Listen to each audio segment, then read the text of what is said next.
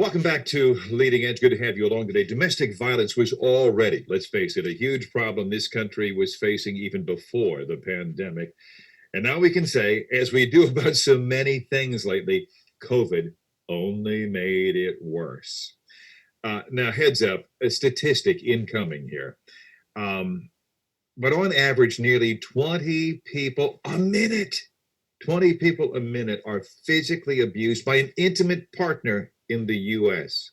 20 a minute, that's more than 10 million a year. My next guests know the problem well, and I'm glad to say are doing something about it. I'll have you wave when I give your names. Kathy Mull is the executive director. Kathy, it's your time to wave. There we go. Of the Cocoon Center in Wood County, the executive director, which, in its own words, provides safety, healing, and justice to survivors of domestic and sexual violence. Robin Gadara helps raise support for the Cocoon, the only comprehensive domestic and sexual violence agency in Wood County. Also works, as she is today, to get that word out.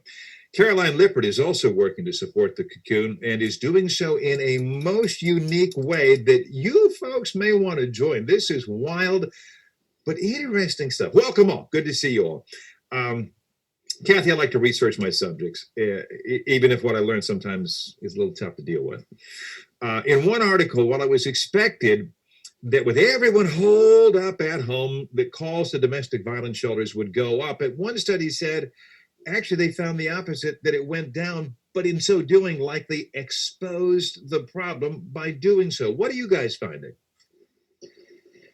For us at the Cocoon, we actually have experienced the opposite of that.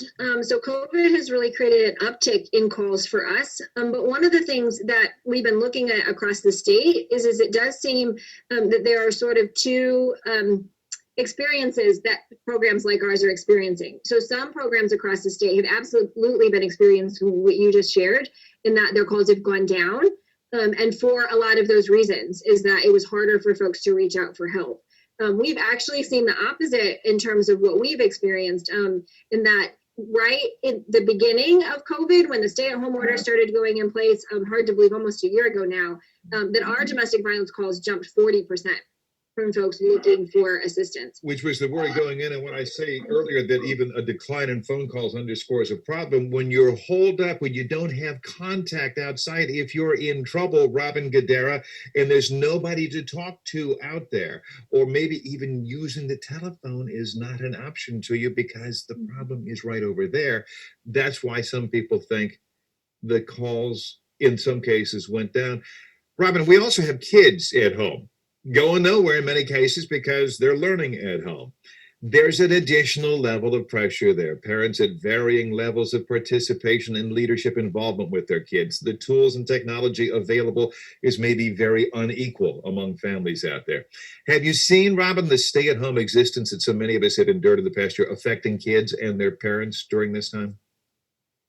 Certainly, when you're in a situation, you're in a home where there is already, abuse going on, the added stressors of all being confined in the same space, probably not used to having children in the home 24/7, does tend to exacerbate an already potentially volatile situation.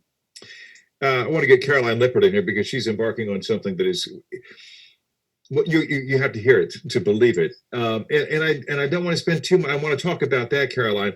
But you also, as a person, as a youngster, you were exposed to, you witnessed, and I was reading 1 in 15 children in this country. How about this, folks? Are exposed to intimate partner violence. When I say exposed to, 90% of them are flat out eyewitnesses. All I know to set the stage, Caroline, before we talk about what you're doing for the Cocoon. What drew you to this organization, I know you told me, was the fact that they also deal with that emotional side that it hangs out there. Even if you get out of a domestic abusive situation, it's out there. And if you don't address it, it can affect you forever and certainly for years. Yes, I think that's what made me fall in love with the Cocoon is the healing aspect of them, and actually having an advocate when you have to do the hard stuff, like go to court. And there's some people that don't have that support system. So I fell in love with them because I myself, as a child, watched my mom in an abusive relationship, and the abuser trickled down to us kids also.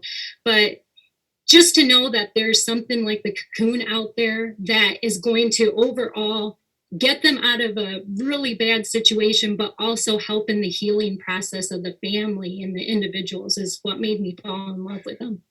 Kathy Mull, the executive director, domestic violence. When I say it, some people, it affects, well, what it is one partner physically hurting another in one way or another. And a lot of people say, well, yeah, he hit her. That's domestic violence. And it is. But frankly, it also takes on many different forms, doesn't it? Absolutely. I think you're right. The first thing that we think about when we think about domestic violence is, the black eyes or the broken bones or the physical violence. But what we know that happens even more often is emotional abuse.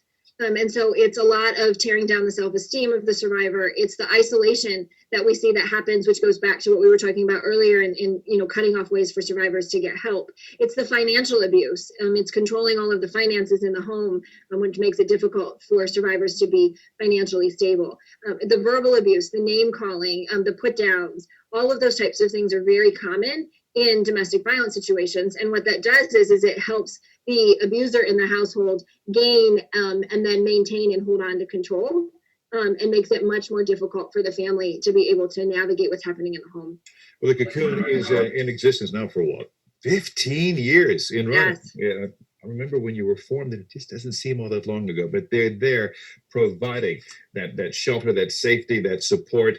I need to take a break. We talked about Ms. Lippert up there in the corner is going to be doing something that you need to hear about, and you will when we continue on Leading Edge. Back in Leading Edge, talking about the thorny and troubling issue of domestic violence, often domestic and sexual violence in intimate relationships. Also talking about an opportunity. Well, first of all, Caroline Lippert is along today. She's embarking on something called, and it says right there on your shirt, the 4x4x48. Folks, this is running 4 miles. Oh, I could do that. Stay with me. Every 4 hours. And doing that for 48 hours. This is a Dave Goggins thing. A lot of you have read him, a Navy SEAL guy, ultra marathoner. He's a native of Buffalo. And for you, this started simply as a training program, I think, Caroline, but then you found a way to help others in the process. Tell me about it. Right. I've been a fan of David Goggins. He kind of motivated me to get into fitness. But I think what connected was in his book, he talks about being a child in domestic violence. I felt like he was right, and I felt he was speaking for me. So I really connected.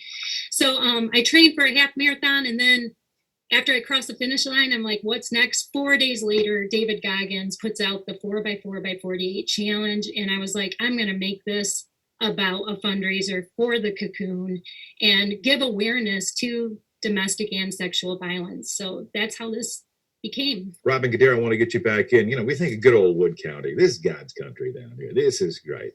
Great place to live. Yet the Cocoon gets some 6,000 calls a year. Works with some 600 survivors and their children. But really in about 10% within the shelter confines. The rest of those survivors, they're out there, aren't they, in the county, living and working among us in every corner. And your services are provided at no cost. How do you do that? Well, a lot of it is through the generosity of Wood County and those living within the community, businesses, individuals, organizations, supporting those critical programs and services. As you mentioned, about 10% of what we do is provide shelter. The other 90% of the folks that we're working with living out in the community are receiving services as little or as long as they feel they need it. We have survivors that maybe, we work with 1 or 2 times, but we also have survivors that we've worked with for years. Caroline, if people want to follow you or support you, which you're going to turn around and support the Cocoon in the meantime, how can they do so? You can visit. I did a fundraiser website. It's thecocoon48.com. I'm actually taking people to donate per mile. I only have 13 miles left to fill in sponsoring those out of 48. Can you believe Good that? for you. Well, that's just the generosity of others for a great cause. Just amazing. Every time a donation comes in, I'm emotional. It's only the equivalent of almost a marathon per 24 hours, right? Yes. Oh, good luck with that. Appreciate what you do. If And I'm anybody doing can pull it in this- the elements. If I said- anybody can pull this off, she can do it. We're going to leave it right there. Kathy Mull, thank you for what you do as the executive director at the Cocoon. Robin Gadara, always good to see you. She's over there working development for them, public relations, communications. And Caroline, thanks for what you're doing in support. Folks, help out. In the meantime, have a great week. Everybody out there, stay safe, stay healthy. We'll see you next week on Leading Edge.